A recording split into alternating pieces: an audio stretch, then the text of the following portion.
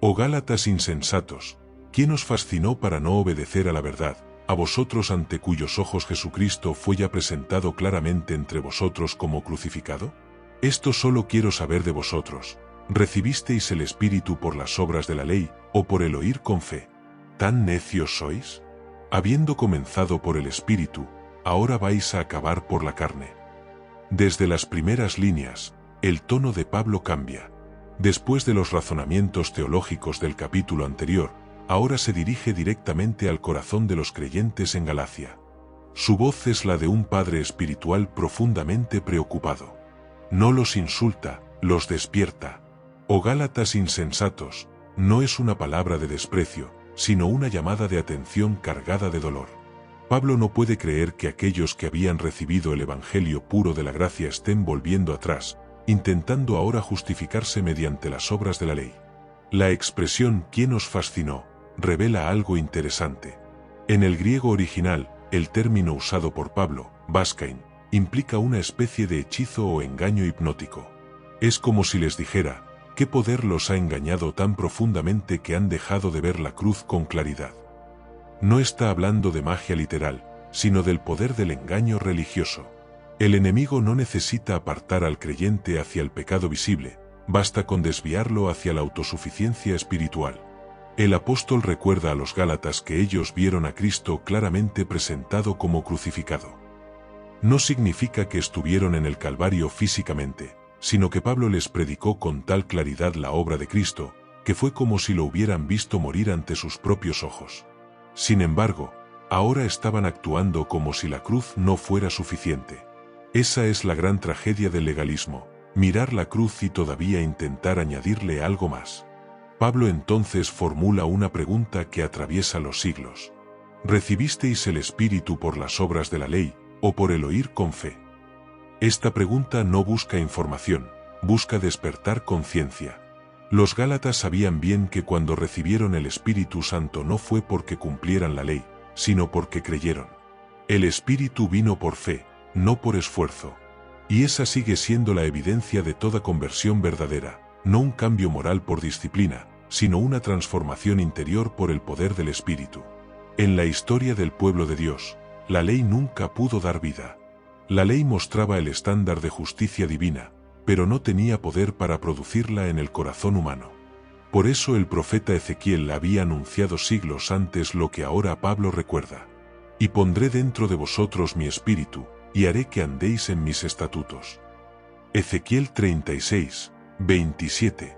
El espíritu no se recibe por mérito, sino por promesa. Es un don, no una recompensa. Luego Pablo pregunta con asombro, ¿tan necios sois? Habiendo comenzado por el espíritu, ahora vais a acabar por la carne. Es decir, ¿cómo es posible que, después de experimentar el poder del espíritu, ahora quieran perfeccionarse por medios humanos? Aquí se revela un principio espiritual profundo. El mismo espíritu que nos salva es el que nos santifica. No empezamos por la fe para luego continuar por las obras. La vida cristiana es completamente espiritual desde el principio hasta el fin. Muchos creyentes cometen el mismo error que los Gálatas. Comienzan su relación con Dios con humildad y dependencia, pero después intentan sostenerla con esfuerzo propio. Intentan mantener la santidad, la obediencia o el servicio con pura disciplina humana. Y entonces la fe se vuelve cansancio, la gracia se vuelve rutina, y la libertad se convierte en carga. Pablo les recuerda, y nos recuerda, que la vida en Cristo no es un proyecto de superación personal, sino una obra continua del Espíritu Santo. Cuando el creyente deja de depender del Espíritu y empieza a confiar en sus fuerzas, entra en un ciclo de frustración. Porque la carne puede imitar la apariencia de la piedad, pero nunca producir su fruto verdadero. Solo el Espíritu da vida, solo Él puede transformar, solo Él puede sostenernos hasta el final. Por eso Pablo los llama a recordar cómo comenzó todo, con fe, no con esfuerzo, con gratitud, no con mérito. Y les está diciendo, en otras palabras, no vuelvan a caer en el engaño de creer que la salvación depende de ustedes. El mismo poder que los levantó en el principio es el que los perfeccionará hasta el fin. Este inicio de capítulo no es solo una reprensión, es un llamado al despertar.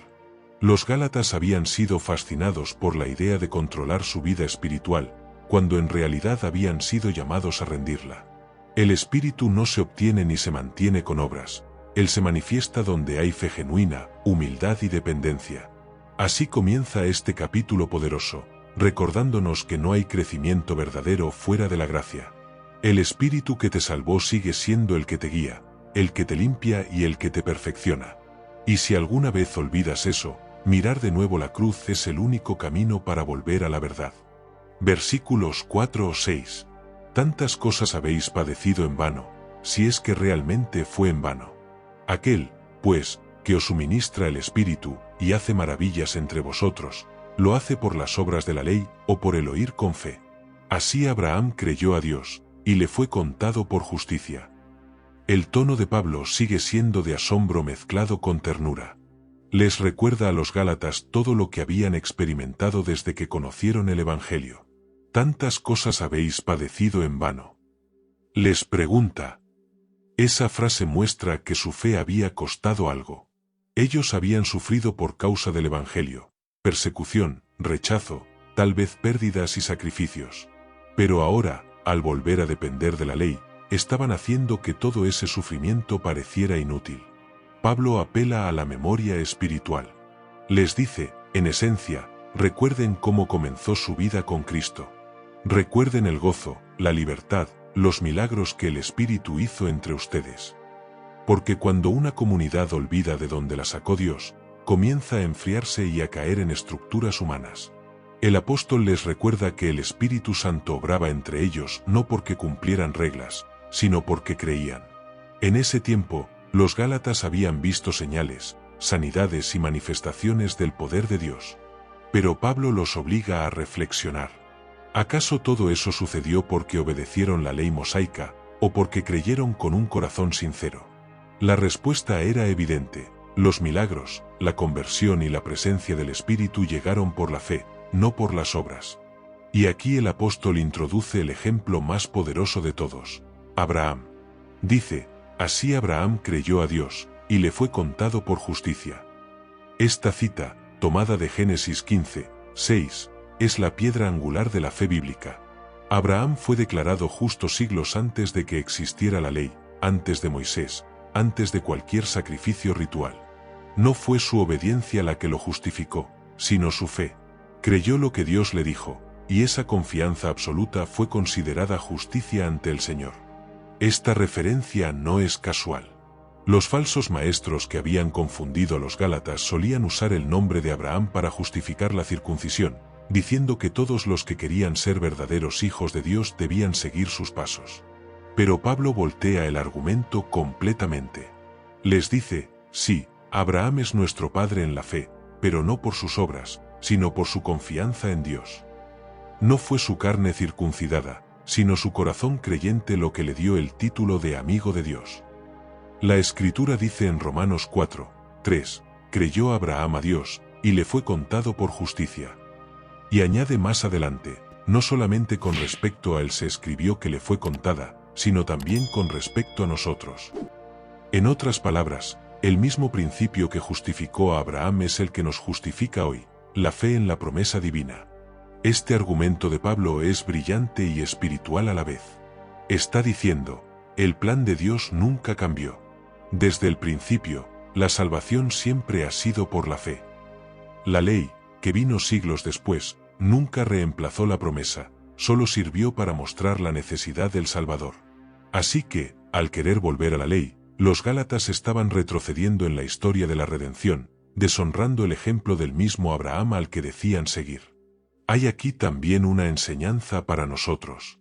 Cuando tratamos de añadir esfuerzo humano a la gracia divina, lo que hacemos no es avanzar espiritualmente, sino regresar a una etapa anterior de la fe. La madurez cristiana no consiste en lograr más, sino en creer más profundamente. Cuanto más crece la fe, más depende del Espíritu y menos del yo. Pablo habla de aquel que suministra el Espíritu y hace maravillas. La palabra suministra implica una acción continua, una provisión constante. Dios no da su Espíritu una vez y luego se aparta. Él lo derrama día tras día sobre aquellos que permanecen creyendo. Esa presencia divina no se obtiene por mérito, sino por comunión. Y cada manifestación de poder que ocurre en la Iglesia no es fruto del esfuerzo humano, sino de la fe que abre espacio para que el Espíritu obre libremente. Así como Abraham creyó, también los Gálatas, y nosotros, somos llamados a creer sin condiciones. A confiar aunque no veamos, a descansar en lo que Dios ha dicho aunque aún no se haya cumplido. Porque la justicia delante de Dios no depende del cumplimiento perfecto, sino de la fe genuina. Y esa es la verdadera herencia de Abraham, no su sangre, sino su creencia. No su rito, sino su relación. No su linaje natural, sino su confianza sobrenatural. Pablo, con esta comparación, está restaurando la mente espiritual de los Gálatas. Les está diciendo que su historia con Dios no comenzó con la ley, sino con la fe, y que su futuro solo podrá sostenerse en esa misma fe. Porque la vida del Espíritu nunca florece en terreno de esfuerzo humano, sino en la tierra fértil de la confianza.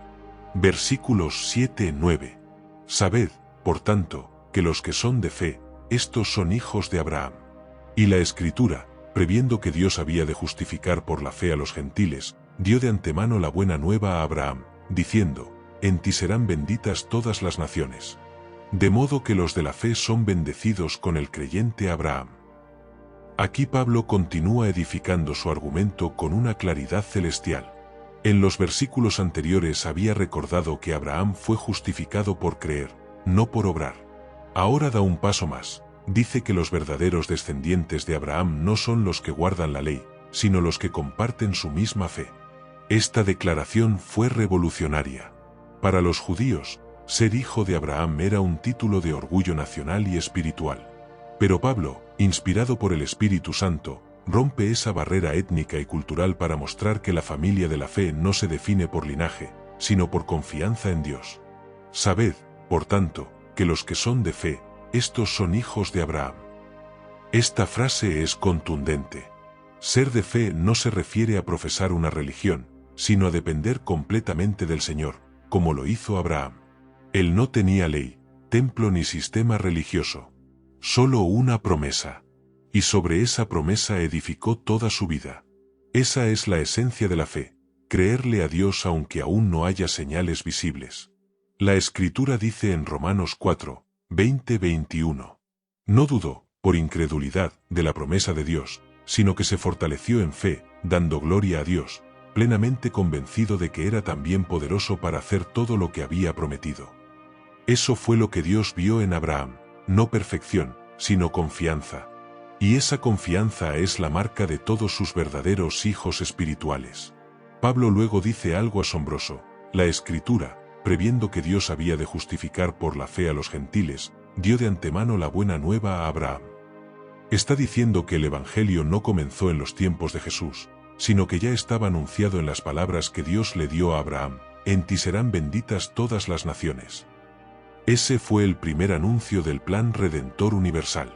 En Abraham, Dios estaba preparando el camino para la venida de Cristo, por medio del cual toda nación, lengua y pueblo tendría acceso a la salvación. Cuando Dios dijo todas las naciones, estaba mirando más allá de Israel. Estaba mirando a ti, a mí, a cada persona que, siglos después, pondría su fe en el Hijo de Dios. Esa promesa no era solo una bendición material o terrenal, era una bendición espiritual, la reconciliación con Dios por medio de la fe en Cristo. El apóstol Pablo cita aquí Génesis 12, 3-6-18, donde Dios le promete a Abraham que en él serían benditas todas las familias de la tierra.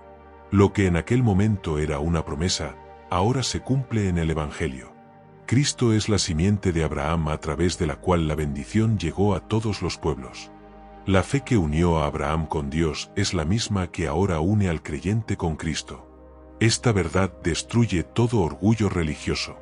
Los judaizantes pensaban que la salvación dependía de pertenecer al pueblo elegido y observar la ley.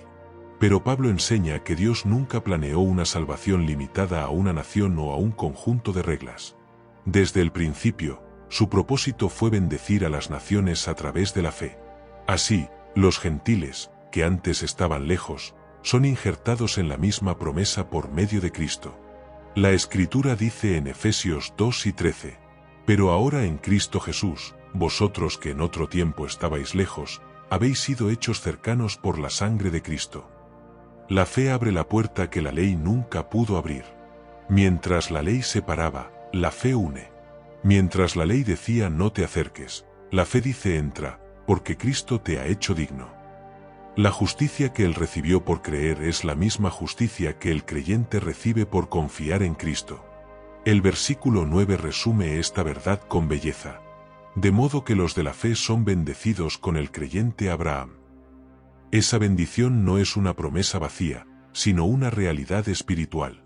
Ser bendecido con Abraham significa tener el mismo acceso a la gracia, la misma comunión con Dios, la misma herencia eterna. La justicia que él recibió por creer es la misma justicia que el creyente recibe por confiar en Cristo.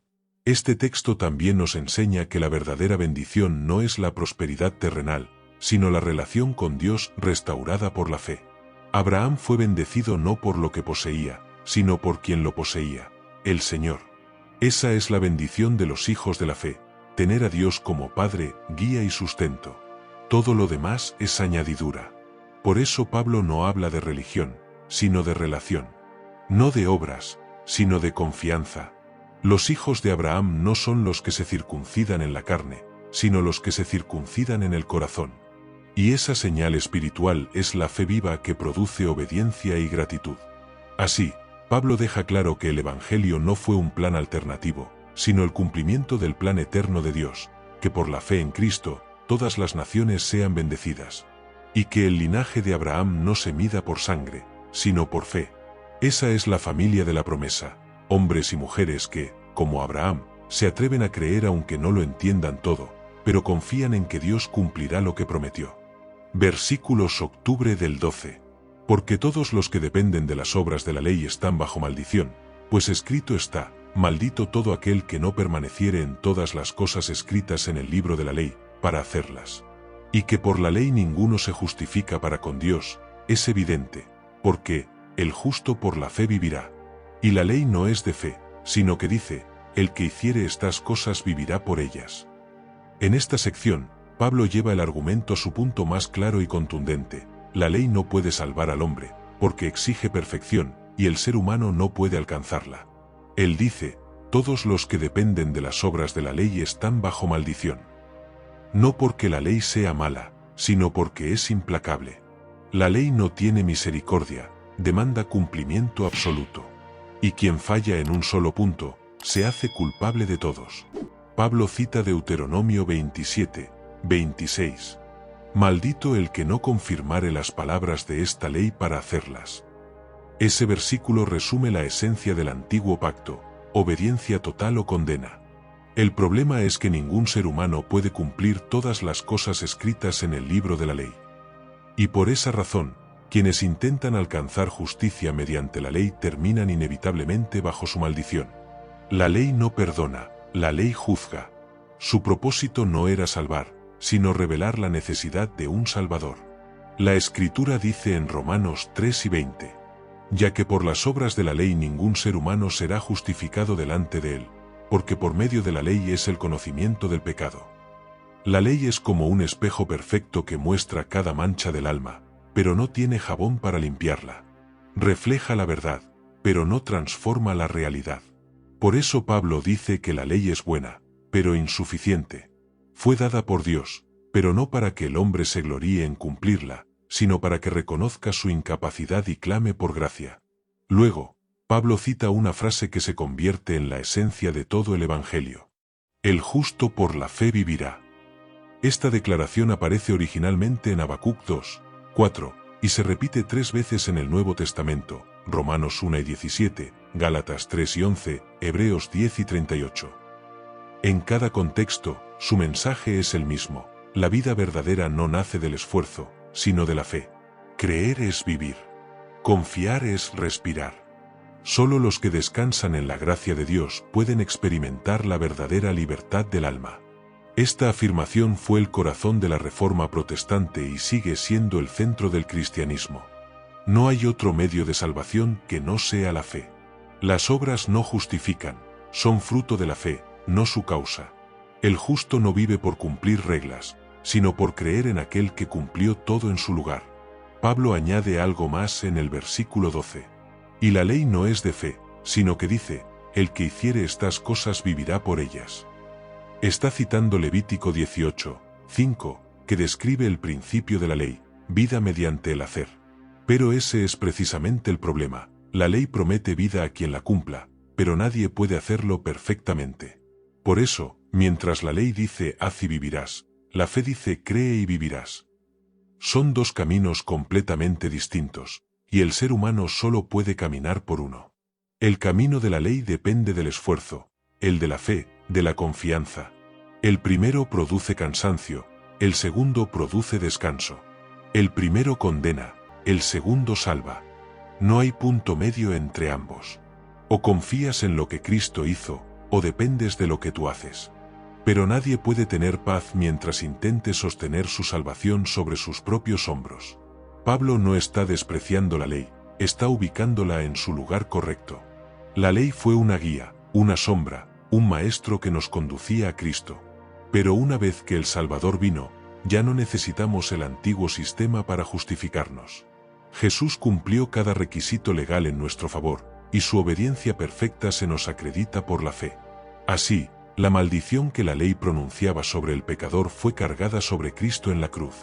Él fue hecho pecado para que nosotros fuéramos hechos justicia de Dios en él. 2 Corintios 5 y 21.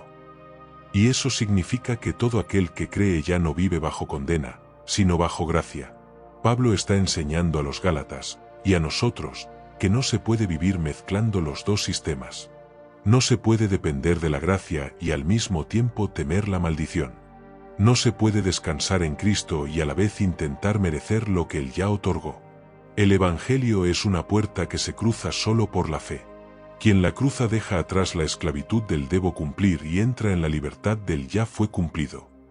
Por eso el apóstol insiste, el justo por la fe vivirá. Esa no es solo una doctrina, es una manera de existir. Significa vivir cada día en dependencia de Dios, no de uno mismo. Caminar confiando, no controlando. Permanecer en la gracia, no en la culpa.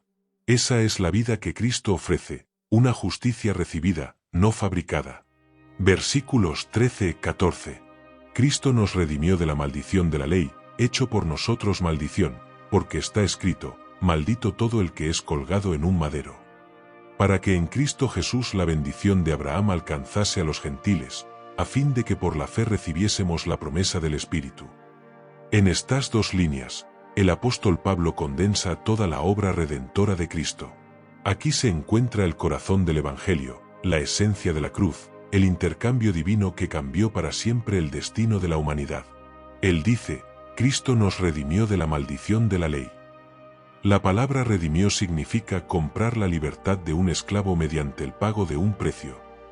Y eso es precisamente lo que hizo Jesús. Nosotros estábamos esclavizados bajo la condena que la ley pronunciaba sobre todo pecador.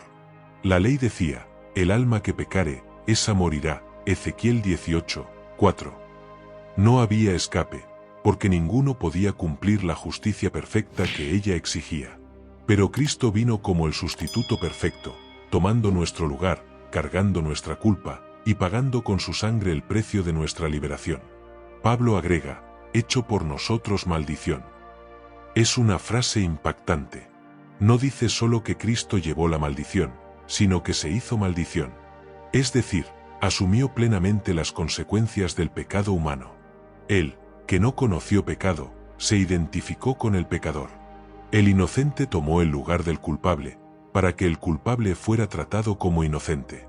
La Escritura dice en 2 Corintios 5 y 21. Al que no conoció pecado, por nosotros lo hizo pecado, para que nosotros fuésemos hechos justicia de Dios en él. Eso es la cruz, un intercambio divino.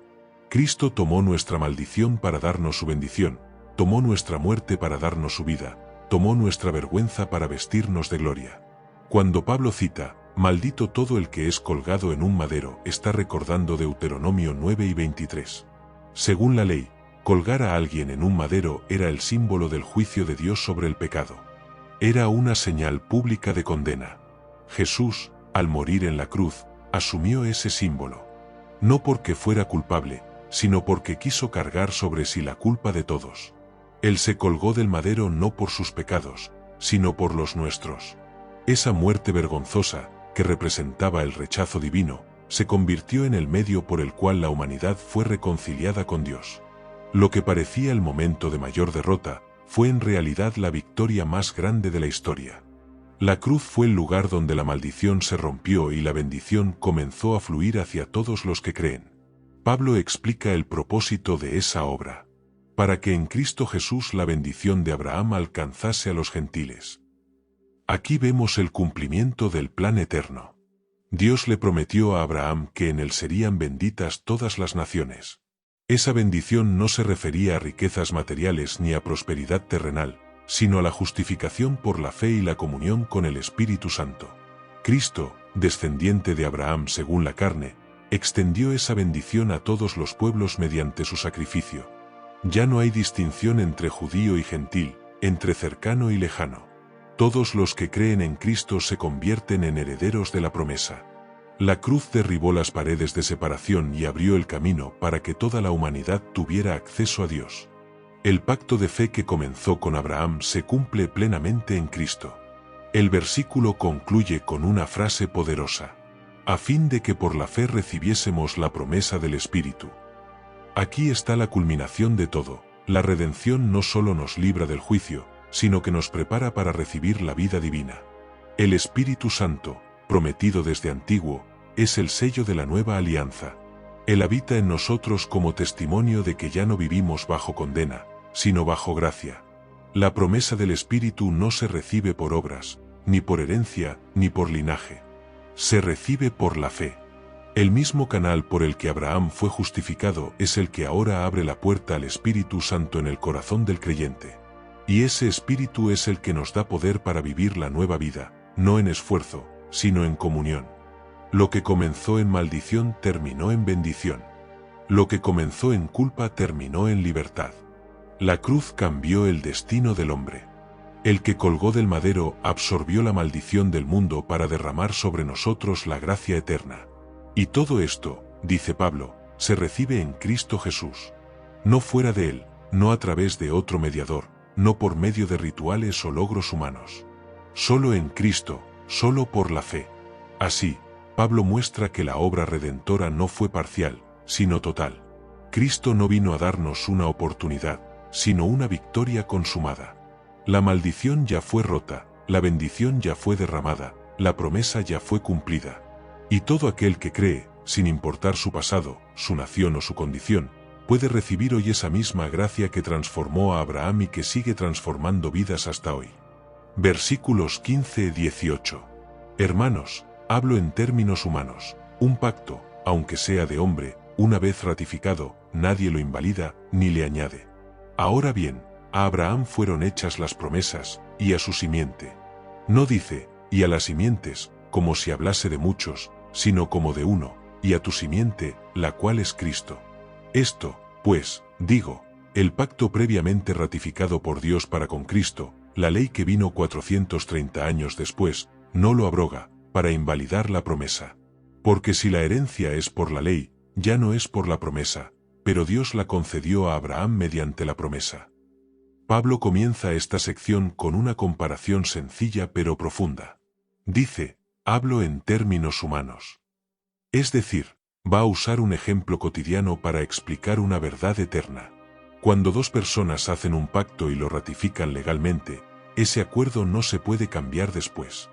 Nadie puede invalidarlo ni añadirle condiciones nuevas. Si eso es cierto en asuntos humanos, cuanto más en un pacto establecido por Dios mismo. La lógica de Pablo es clara. Si los hombres respetan los contratos firmados, ¿cómo podríamos pensar que Dios cambiaría o anularía la promesa que hizo a Abraham? Esa promesa fue dada directamente por gracia, siglos antes de que la ley de Moisés existiera. Por tanto, la ley no fue diseñada para reemplazar la promesa, sino para conducirnos a ella. Pablo recuerda que las promesas fueron hechas a Abraham y a su simiente. Y aclara con precisión divina, no dice, y a las simientes, como si hablara de muchos, sino como de uno, y a tu simiente, la cual es Cristo. Aquí el apóstol revela el sentido profético del pacto con Abraham. Dios no prometió una multitud sin dirección, sino que desde el principio su plan apuntaba a una persona, Cristo. Él es la simiente prometida, el cumplimiento de la promesa y el heredero de todo lo que el Padre prometió a Abraham. La promesa no era simplemente tener una descendencia física, sino una descendencia espiritual a través de Cristo, que alcanzaría a todas las naciones. Por eso Pablo había dicho antes, en ti serán benditas todas las naciones. Esa bendición fluye únicamente por medio de la simiente, es decir, del Mesías. Cada persona que cree en Jesús se convierte en parte de esa herencia prometida miles de años atrás. Luego Pablo añade algo fundamental. El pacto previamente ratificado por Dios para con Cristo, la ley que vino 430 años después, no lo abroga. Aquí está la clave del argumento. El pacto de gracia fue primero. La ley vino después, y no para reemplazar la promesa, sino para mostrar la necesidad de ella. La ley fue temporal, la promesa es eterna. La ley fue dada a través de Moisés, la promesa fue dada directamente por Dios. Si la ley vino siglos después, ¿cómo podría anular algo que Dios ya había establecido irrevocablemente? Sería como si alguien firmara un testamento y, 4 siglos más tarde, otra persona intentara añadirle cláusulas nuevas. Imposible. El pacto de Dios no se altera, no caduca, no cambia. Su palabra permanece para siempre. Pablo concluye diciendo, porque si la herencia es por la ley, ya no es por la promesa, pero Dios la concedió a Abraham mediante la promesa. En otras palabras, no se puede heredar lo que ya fue prometido por gracia tratando de ganarlo por obras. La herencia se recibe, no se conquista. La gracia no se compra, se cree. Este es un principio espiritual eterno. La ley demanda, la promesa otorga. La ley exige acción, la promesa pide fe. La ley dice, haz esto y vivirás. La promesa dice, cree y tendrás vida. La herencia espiritual del creyente, la justicia, la salvación y el Espíritu Santo, no depende de desempeño humano, sino de la fidelidad divina. Dios no prometió basándose en la capacidad de Abraham, sino en su propia palabra. Por eso Pablo dice que la herencia fue concedida, no negociada. El verbo indica un acto unilateral de gracia. Abraham no firmó un contrato, recibió una promesa. Y esa promesa sigue viva porque su fundamento no está en el hombre, sino en Cristo. Él es el heredero, el garante y el cumplimiento del pacto. Todo lo que Dios prometió se cumple en él. La Escritura dice en 2 Corintios 1 y 20, porque todas las promesas de Dios son en el sí, y en el amén. Eso significa que la promesa no depende de tu perfección, sino de su fidelidad. Así, Pablo enseña que la gracia no fue una idea nueva introducida con Jesús, fue el plan original de Dios desde Abraham. La ley solo reveló cuánto necesitamos esa gracia. El pacto de fe no es un anexo del Antiguo Testamento, es el corazón de toda la historia de la redención. Este pasaje nos invita a descansar en esa verdad. Dios no cambia sus promesas. Lo que Él comenzó en Abraham lo perfeccionó en Cristo, y lo cumple en nosotros por medio de la fe. No se trata de mantener un contrato, sino de vivir en una relación de confianza con un Dios que no miente ni revoca su palabra. Por eso, todo creyente puede tener la certeza de que la promesa hecha sigue vigente hoy, y que cada uno de nosotros es parte del cumplimiento de esa historia eterna de gracia. Versículos 19-22. Entonces, ¿para qué sirve la ley? Fue añadida a causa de las transgresiones, hasta que viniese la simiente a quien fue hecha la promesa, y fue ordenada por medio de ángeles en mano de un mediador. Y el mediador no lo es de uno solo, pero Dios es uno. ¿Luego la ley es contraria a las promesas de Dios? En ninguna manera, porque si la ley dada pudiera vivificar, la justicia fuera verdaderamente por la ley. Mas la Escritura lo encerró todo bajo pecado, para que la promesa que es por la fe en Jesucristo fuese dada a los creyentes. Pablo, como un maestro paciente, anticipa la objeción de sus oyentes. Si la promesa dada a Abraham fue suficiente para justificar, ¿por qué Dios entregó la ley más de 4 siglos después? ¿Acaso fue un cambio de plan? La respuesta del apóstol es profunda. La ley no vino para reemplazar la promesa, sino para revelar el pecado y conducirnos a Cristo. Fue añadida a causa de las transgresiones. Esto significa que la ley fue establecida para poner límites, para mostrar al hombre su condición y hacer visible la gravedad del pecado. Sin la ley, el ser humano no reconoce la medida de su maldad. Ella no crea el pecado, lo expone, no lo soluciona, lo señala. Su propósito fue dejar claro que el hombre no puede justificarse a sí mismo. Romanos 3:20 lo expresa con claridad. Por medio de la ley es el conocimiento del pecado. Es decir, la ley funciona como un espejo que refleja lo que somos delante de Dios. El problema no está en el espejo, sino en la imagen que devuelve. La ley no está diseñada para limpiar, sino para despertar la conciencia de nuestra necesidad de limpieza. Pablo añade, hasta que viniese la simiente a quien fue hecha la promesa. La ley, entonces, fue una medida temporal, un tutor que preparó el camino hasta la venida de Cristo. No fue un error en el plan divino, sino una parte del proceso. Dios permitió que el hombre intentara cumplir su justicia por sus propios medios, para demostrarle que era imposible sin gracia. La ley cerró toda salida humana, para que la única puerta abierta fuera la fe en el Hijo de Dios. El texto continúa diciendo que la ley fue ordenada por medio de ángeles en mano de un mediador. Esto hace referencia a cómo la ley fue entregada a Moisés en el Sinaí, con participación angelical, ver Hechos 7:53 y Hebreos 2:2. El punto de Pablo es que el pacto de la ley tuvo intermediarios, ángeles y Moisés. En cambio, el pacto de la promesa fue directo entre Dios y Abraham. Por eso añade, el mediador no lo es de uno solo, pero Dios es uno. En otras palabras, el pacto de la ley fue bilateral, dependía de dos partes, mientras que el de la promesa fue unilateral, dependía solo de Dios. Esto muestra que la gracia es superior, porque descansa en la fidelidad de Dios, no en la obediencia del hombre. Luego Pablo pregunta, ¿la ley es contraria a las promesas de Dios? Él mismo responde, en ninguna manera. No hay contradicción entre la ley y la promesa, hay propósito distinto. La ley no compite con la gracia, sino que la prepara. La ley no salva, pero señala al Salvador. La ley no otorga vida, pero revela que necesitamos una fuente de vida. Su función es diagnóstica, no curativa. Pablo lo explica con una lógica impecable. Si la ley dada pudiera vivificar, la justicia fuera verdaderamente por la ley. Si la ley tuviera poder para dar vida, entonces la fe no sería necesaria. Pero la ley solo puede ordenar, no transformar. Puede decirnos lo que debemos hacer, pero no puede darnos el poder para hacerlo. La gracia, en cambio, nos da vida y poder interior. Lo que la ley exigía, Cristo lo cumplió, y lo que la ley no podía producir, el Espíritu lo produce en nosotros. Finalmente, Pablo concluye este razonamiento con una imagen impresionante. Mas la Escritura lo encerró todo bajo pecado. La idea es que la humanidad entera fue puesta bajo una misma sentencia, prisionera de su condición. El término encerró evoca a alguien atrapado sin salida, sin posibilidad de escapar. Así estamos todos, sin Cristo, atrapados por el pecado, sin capacidad de justificarnos.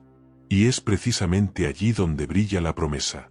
Para que la promesa que es por la fe en Jesucristo fuese dada a los creyentes. Es decir, Dios permitió que todos quedaran bajo condena, para que todos dependieran de la gracia.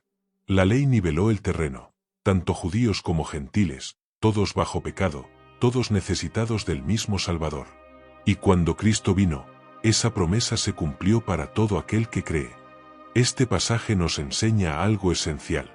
La ley nunca fue un enemigo de la gracia, sino su aliada temporal.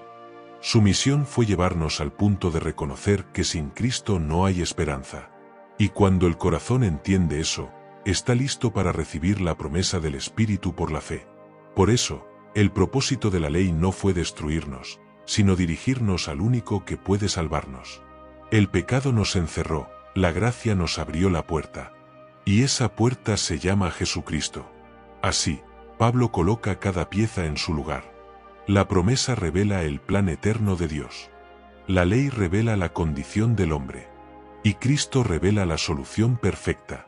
Por tanto, la fe no anula la ley, la cumple en su propósito. Porque la ley nos mostró el camino al Calvario, donde la promesa se hizo carne y la gracia se derramó sobre todos los que creen. Versículos 23-25. Pero antes que viniese la fe, estábamos confinados bajo la ley, encerrados para aquella fe que había de ser revelada. De manera que la ley ha sido nuestro ayo, para llevarnos a Cristo, a fin de que fuésemos justificados por la fe. Pero venida la fe, ya no estamos bajo ayo. En estos versículos, el apóstol Pablo completa su explicación del papel temporal de la ley en el plan de Dios. Hasta este punto, ha mostrado que la ley no puede dar vida, pero sí tiene una función esencial: mostrar nuestra necesidad de Cristo. Ahora usa una ilustración que los gálatas, y especialmente los griegos y romanos de su tiempo, entendían muy bien, la del ayo, es decir, el tutor o guardián. Dice primero: antes que viniese la fe, estábamos confinados bajo la ley. La palabra confinados significa literalmente custodiados o retenidos en custodia. Es la imagen de alguien encerrado en un lugar seguro, pero limitado, sin libertad plena. Así estaba la humanidad antes de Cristo, bajo el cuidado estricto de la ley, protegida en cierto sentido, pero sin acceso directo a la herencia. La ley mantenía el orden, pero no otorgaba la libertad. Era una guía externa, no una transformación interna. Pablo añade: encerrados para aquella fe que había de ser revelada. La ley no solo nos protegía, sino que también preparaba el escenario para la revelación de la fe. Todo el sistema del Antiguo Testamento, los sacrificios, las normas, los rituales, apuntaba hacia algo que aún no se había manifestado: la gracia personificada en Cristo. La ley era como una sombra proyectada por la cruz que aún no se levantaba en el horizonte de la historia. Luego dice: de manera que la ley ha sido nuestro ayo, para llevarnos a Cristo. En la cultura grecorromana, un ayo, del griego paidagos, era un sirviente encargado de supervisar a los niños de una familia rica. No era el maestro principal, sino quien los acompañaba, los disciplinaba, los corregía y los guiaba hasta la escuela. El niño, aunque heredero, no gozaba de libertad plena mientras estaba bajo la autoridad del ayo. Solo cuando alcanzaba la madurez, pasaba a disfrutar su herencia y ya no necesitaba ese control. Pablo usa esta imagen para explicar la función de la ley. La ley fue el ayo de la humanidad, guiándonos, corrigiéndonos, señalándonos nuestros errores, pero sin poder darnos madurez espiritual. Su función era conducirnos hasta Cristo, no reemplazarlo. Era el camino que preparaba al corazón humano para recibir al verdadero Maestro, al Salvador prometido. El objetivo final de ese proceso era que fuésemos justificados por la fe. En otras palabras, la ley cumplió su propósito cuando llevó al hombre al punto de reconocer su incapacidad y depender completamente de la fe en Cristo. Una vez cumplida esa misión, su autoridad terminó. La gracia no desprecia la ley, pero ya no está bajo su tutela. El creyente que vive por el Espíritu ya no necesita el control externo, porque el Espíritu mismo produce en él lo que la ley demandaba sin poder lograr. Finalmente, Pablo declara: pero venida la fe, ya no estamos bajo ayo. Aquí se produce un cambio glorioso en la historia espiritual de la humanidad. La fe, es decir, la venida de Cristo y la revelación del Evangelio, nos saca del estado de niñez espiritual y nos introduce en la madurez de los hijos. Ya no vivimos bajo supervisión externa, sino bajo comunión interna. El Espíritu Santo sustituye la función de la ley, escribiendo los mandamientos de Dios en nuestros corazones. La Escritura dice en Jeremías 31, 33, profetizando este cambio: daré mi ley en su mente, y la escribiré en su corazón, y yo seré a ellos por Dios, y ellos me serán por pueblo.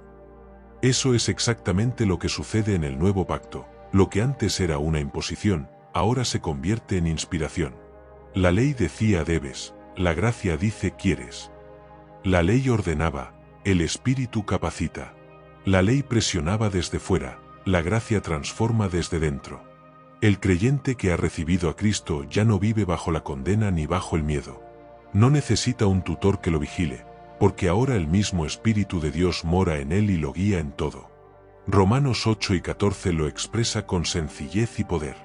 Porque todos los que son guiados por el Espíritu de Dios, estos son hijos de Dios. El paso de la ley a la gracia no es un cambio de normas, sino un cambio de naturaleza.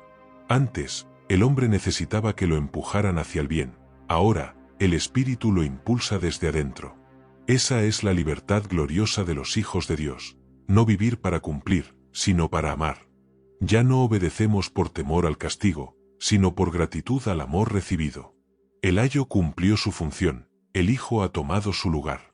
Así, la ley fue una etapa necesaria, pero temporal. Su fin no era el control eterno del hombre, sino su madurez espiritual. Cuando Cristo vino, la humanidad dejó la infancia de la religión y entró en la adultez de la fe. Por eso Pablo concluye con firmeza: venida la fe, ya no estamos bajo ayo. Ahora somos guiados no por normas escritas en piedra, sino por la vida de Cristo escrita en el corazón. Versículos 26-29. Pues todos sois hijos de Dios por la fe en Cristo Jesús. Porque todos los que habéis sido bautizados en Cristo, de Cristo estáis revestidos.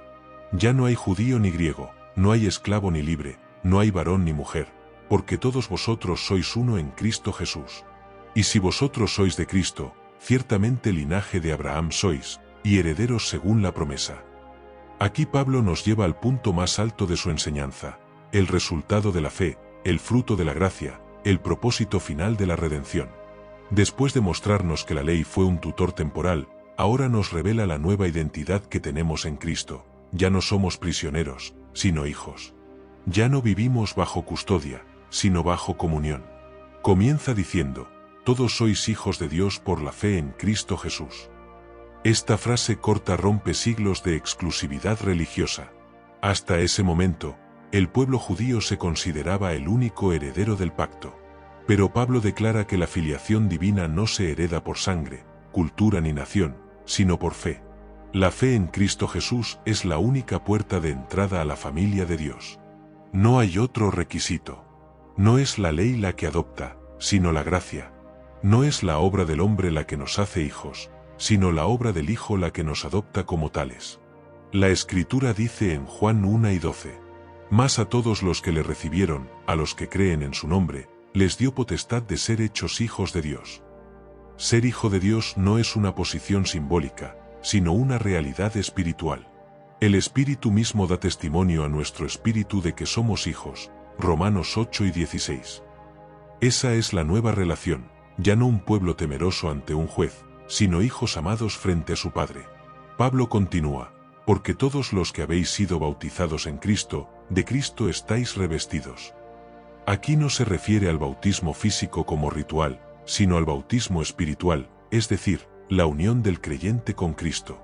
Ser bautizado en Cristo significa ser sumergido en su vida, en su muerte y en su resurrección. Es el acto sobrenatural mediante el cual el Espíritu Santo nos une a Él y nos reviste de su justicia. En la cruz nos despojamos del viejo hombre, y al creer, somos vestidos con la nueva naturaleza del Hijo de Dios. Ya no somos definidos por nuestro pasado, sino por aquel que nos cubre con su gracia. El término revestidos también transmite la idea de vestirse con una nueva identidad. En la antigüedad, la ropa simbolizaba posición y dignidad. Así, al decir de Cristo estáis revestidos, Pablo nos enseña que ahora llevamos su carácter, su justicia y su gloria.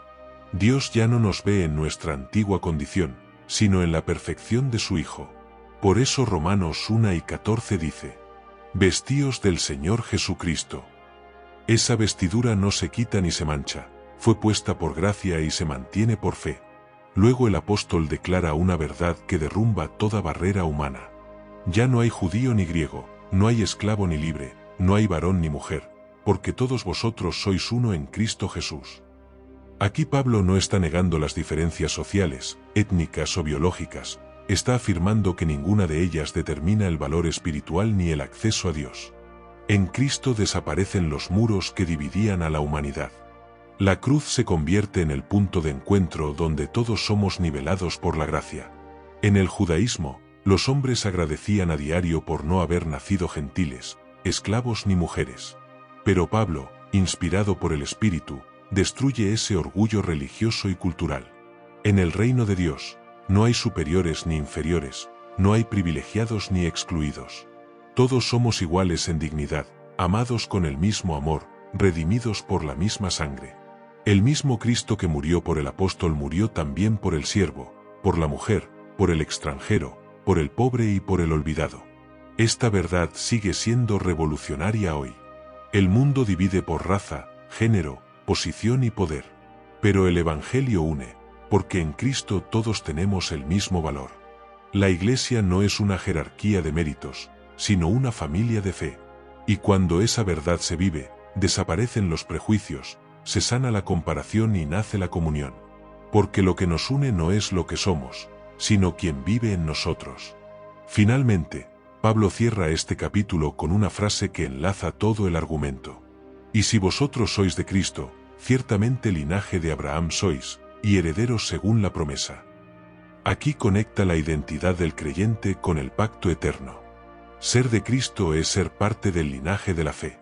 Abraham fue el primer creyente, y todos los que creen siguen su misma huella espiritual.